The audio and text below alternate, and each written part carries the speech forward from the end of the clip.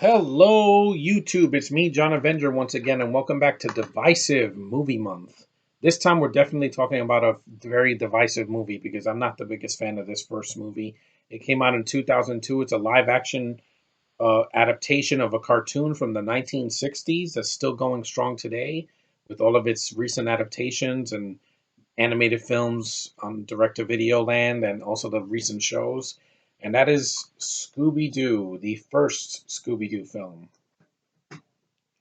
Now, why was this one divisive with the critics? Well, because there's a lot of problems with it. That's one of the reasons I'm not the biggest fan of the first movie from 2002. There are some good things in it. I'll get to that, but this film came out in June 14th of 2002. I was in high school when it came out.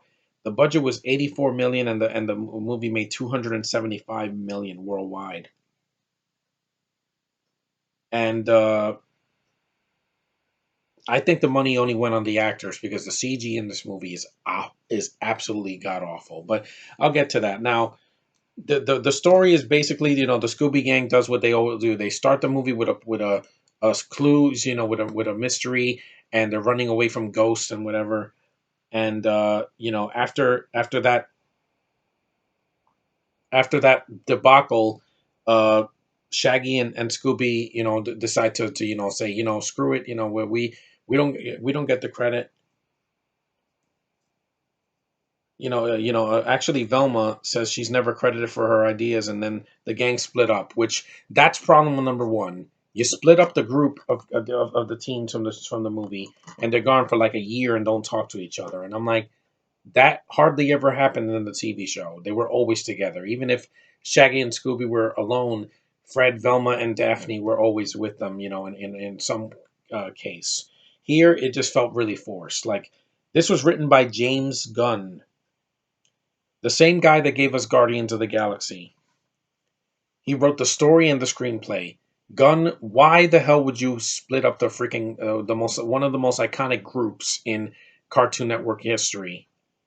That was not a good way to start the film. And the film just falls apart from there. There's the director of Home Alone 3, which is shitty. And there are some good things. I like Matthew Lillard as Shaggy. He nails it. There's a reason he's still doing the voice of the cartoon of Shaggy to this day. Linda Cardellini, she's from Avengers Age of Ultron and Avengers Endgame. She's good as Velma.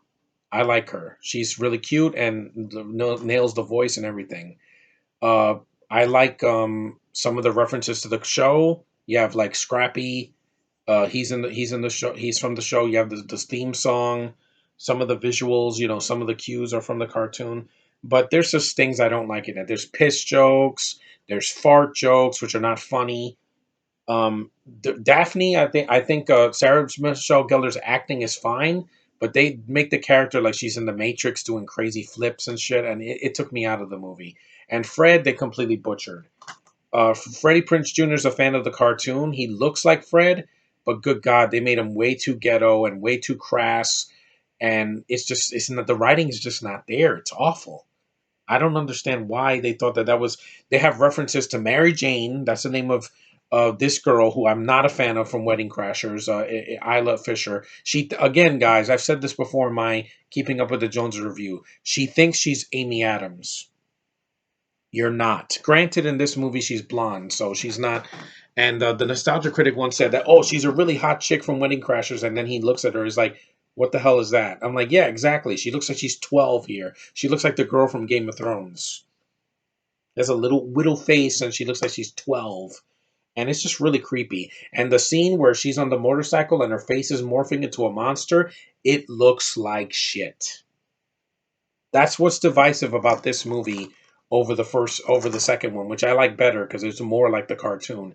This one, Scooby looks like shit. He looks like a bad Marmaduke CG figure. He's voiced by an Australian. I'm like, when the hell did the cartoon ever have an Australian actor voice Scooby? Unless it's Frank Welker or the original voice who passed away.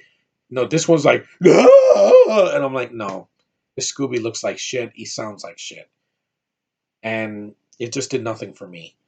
And like I said, some of the CG looks terrible, though. Some of the monsters are bad CG, and you can tell from the early 2000s. Scrappy looks okay because he's the little one, you know. When he turns at the end, it looks bad. Um, Ernie Reyes, not Ernie Reyes Jr. What's his name? Um, Not Ernie Reyes Jr. That's the other guy. Let me see. The guy that does the voodoo, Miguel A. Nunez Jr. He's a voodoo maestro. When they go to the island, the voodoo island, he's good. He's good in the film. He always tries. Rowan Atkinson, you could have cut him out. He wasn't needed in the film. The film's not that long. It's only 86 minutes long, so it's not too long. But like I said, splitting the characters up in the beginning sucked. Some of the CG is god awful. The writing is inconsistent, especially with some of the characters. Design, the characters' motivations. Scott Innes did Scrappy's voice. J.P. Minogue did Scrappy Rex. Jess Harnell and Frank Welker did the voice of the creatures. There's cameos from Pamela Anderson. That's okay. Sugar Ray Leonard and Nicholas Hope. And here's the reception. See, Little was praised, and critics and fans for the performance of Shaggy and went on to voice the character. Of course, that's why he won over audiences. But good God, like I said, it says it here. Though Lillard is uncannily spot on as Shaggy, Scooby is a tired live action update filled with lame jokes. Exactly. I did not laugh once in this movie. Is it horrible? No, but you can tell it's an early 2000s film, a cash grab of a classic, iconic cartoon franchise. And I just think that the sequel's better. I know the sequel gets shit on as well, but I like the sequel more because again, it was more of the spirit of the cartoon and the gang is together. They don't do this separate bullshit.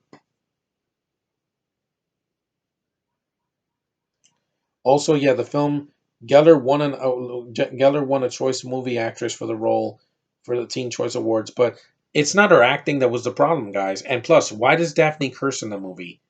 James Gunn, why did you have to put curse words in a Scooby-Doo film? She's like, I'm gonna kick their ass, and I'm like, this isn't Buffy the Vampire Slayer, guys. This is a kid movie for kids.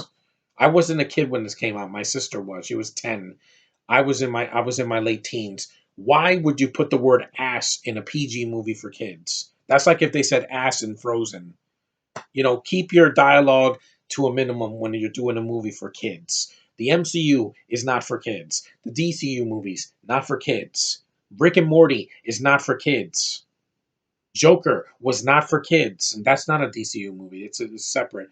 But again, know your audience. Don't write for adults, and then you've been doing stupid ass jokes and fart jokes and piss jokes. And I could see myself naked again. Who was the target audience for this movie?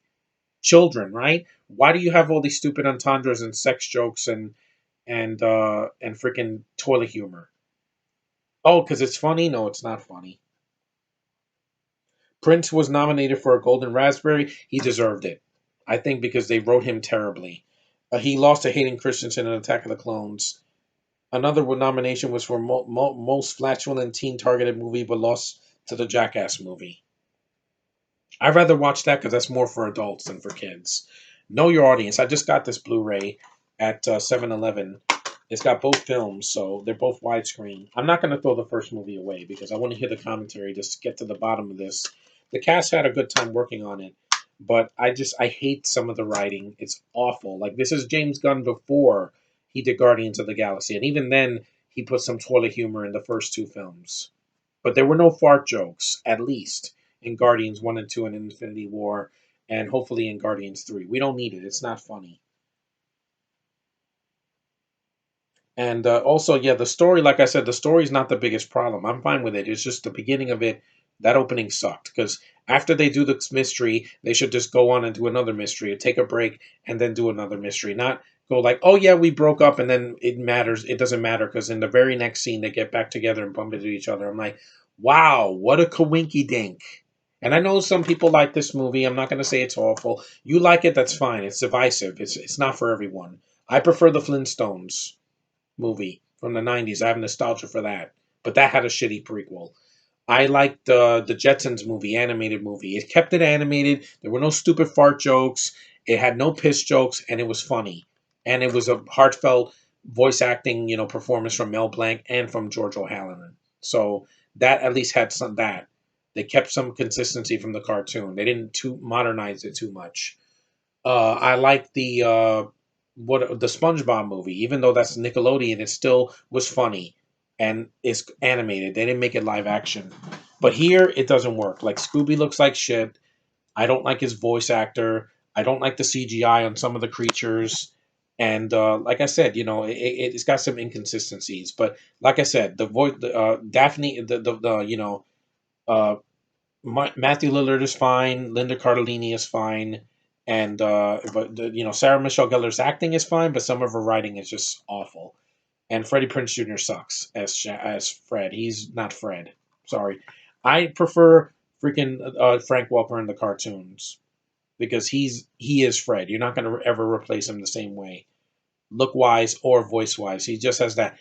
Looks like we got another mystery on our hands. That very white voice that can't be topped. Freddie Prinze Jr. is not white, guys. I'm sorry. I grew up in the '90s. I know he's not white. But yeah, other than that, the first Scooby movie, it's it's there. It's not.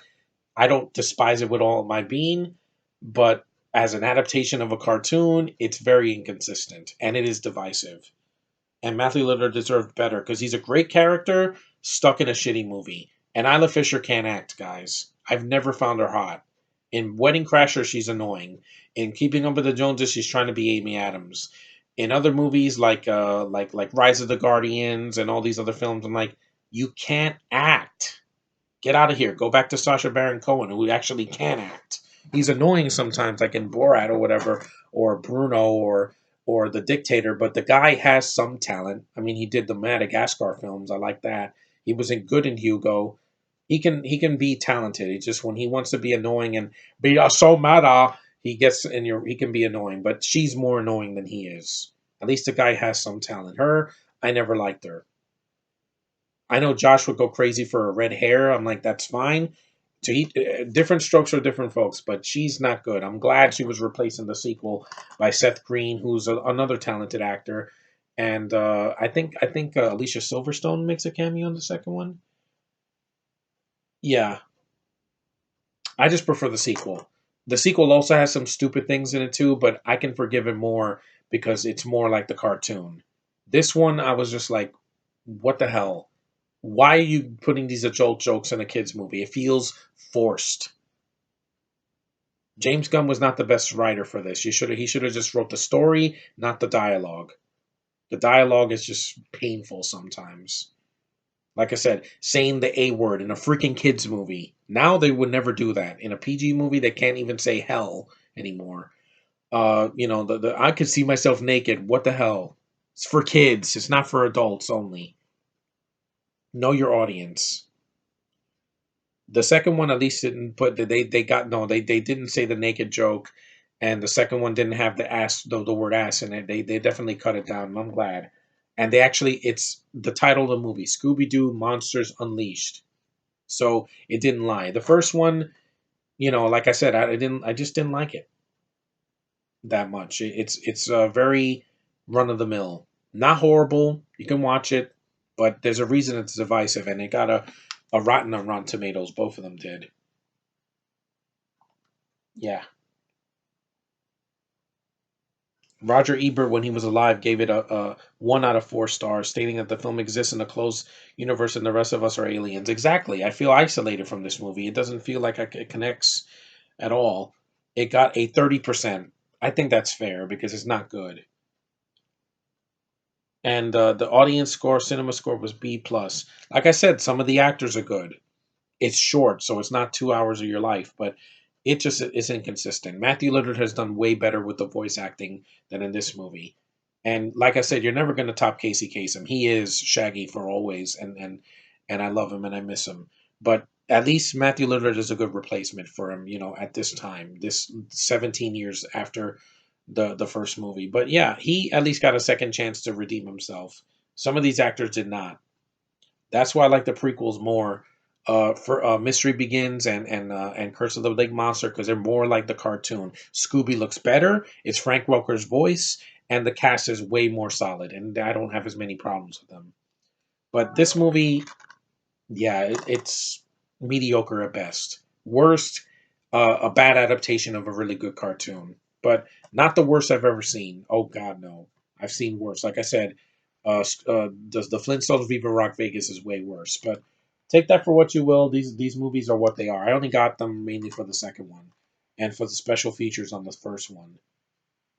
But like I said, don't put Isla Fisher in another kids movie or any movie for that matter, because I don't care about her. She's past her youth now, and her looks can only get her so far now.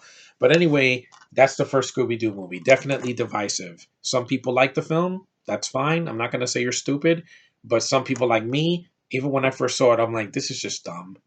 I wouldn't have liked it back in 2002 because I was smarter. I was seeing movies like Spider Man, which were way it had dumb things too, but as a adaptation, the first live action adaptation of Spider Man in a film, in a major film, they did a really good job. With this, they pissed the bed. Not crap the bed, but pissed the bed. But anyway, thanks for watching, guys. Take care, and I'm gotta sleep soon because I'm tired. But I'll see you in the next one.